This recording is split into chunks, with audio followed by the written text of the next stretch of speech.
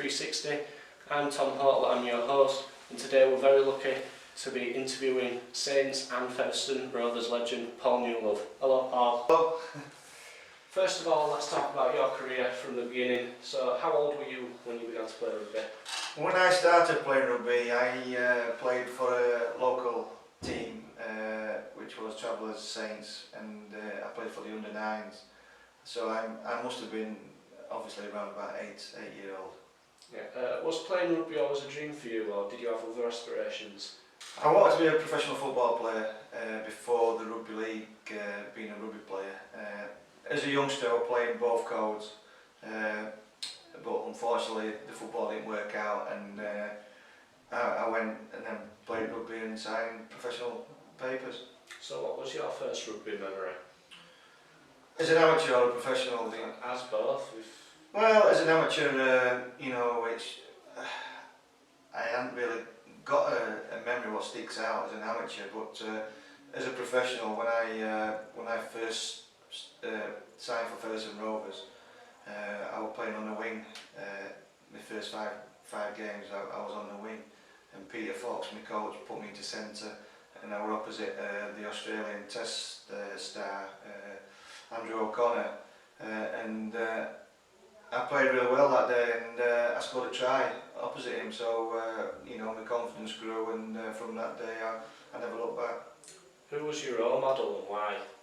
My role model, when I was playing for the under-15s, under-17s, just before I got signed professional, we had a training session with the scrum half at Featherstone Rovers called Derek Fox. I don't know if you've heard of Derek Fox. Yeah. And he was a true professional, and I was lucky to play with Derek. When I decided we're friends now, became good friends.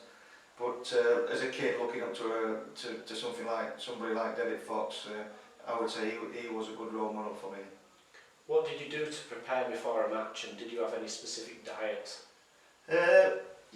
No, I didn't. Well, I used to, before a pre-match meal, I used to have beans and toast, and maybe some scrambled egg. And but I had to time it not too close to the game, When I was playing at St Helens, I had to consider about the travelling as well.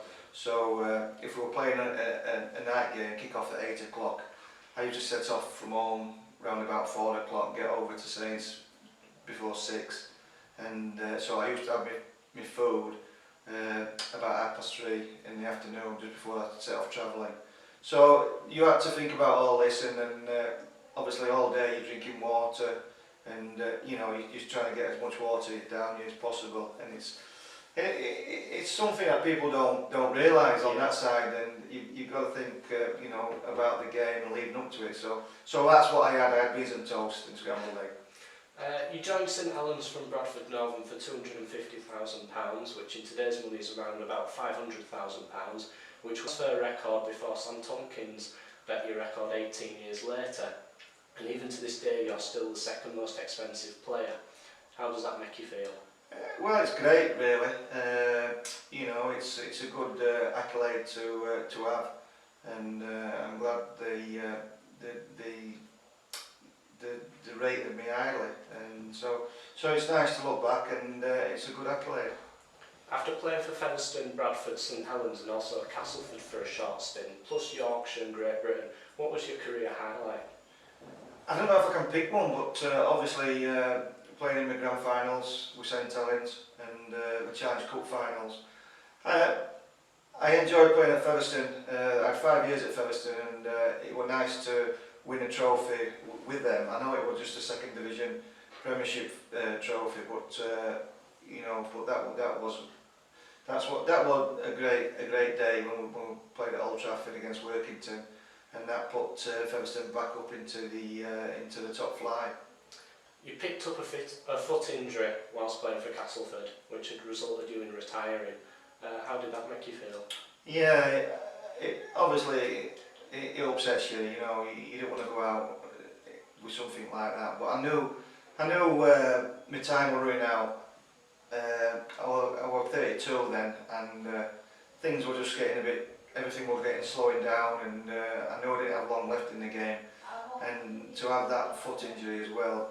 A few years before, I snapped my Achilles, and then this happened. So when injuries occur, you've got to look at the full picture and think, how long can I go on for? You know, it's a brutal game. It's rugby league at top flight. You're bashing your body about, and I've kept my looks over the years. So I thought, is it time to retire? And it was. What tips would you give to future players? Well, just listen to your coach. Do your training. You need to be really fit these days. Okay, and I would say to a youngster as well, get the qualifications at school to fall back on. It's a short career. But if you've got your qualifications and you might have a bad break, I don't know, or injury, at least you've got qualifications to fall back on. Now talking about your post-career, in 2012 you were burgled and you had your Super League winner ring stolen. I bet that was very frustrating for you, especially with how you described them as irreplaceable. Yes, there was. I mean, I phoned Rugby League up when the burglary took place, and they had some made up for me, but it wasn't the same because it wasn't the originals what I won and went up on the gantry for and got presented with. So yeah, so the element does take the shine off it. So yeah, very disappointed, but it's not nice being burgled. It doesn't matter what they take, is it? It's just people, Yeah.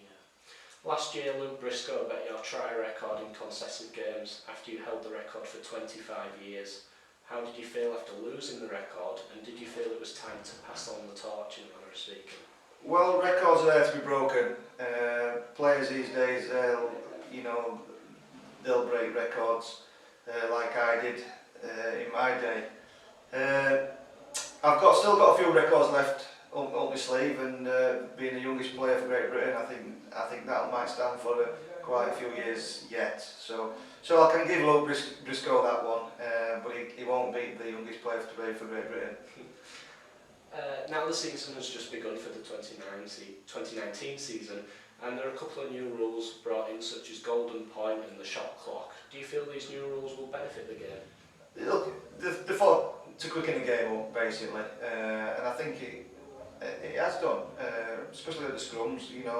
I've been watching the game on TV the opening week, and the players have just packed down, get on with it, and the ball's out, and off you go again. Same with drop kicks, bump.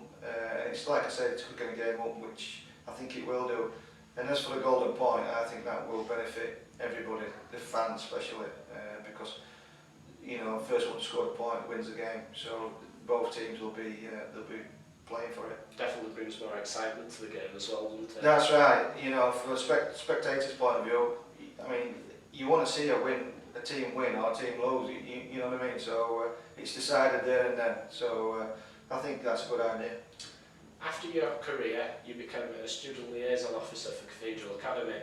Is there any challenges that you face today that were tougher now than on the field? Every day is tougher now. I wish I was still playing, to tell you the truth. It was easier to play against a Wigan prop forward than tackling some of these kids. So every day is tougher. Okay, thank you, Paul. Is there anything you would like to say to the fans of Rugby League 360? Well, all I can say is keep watching Tom. He's a cracking lad, and all the best. Keep watching Super League.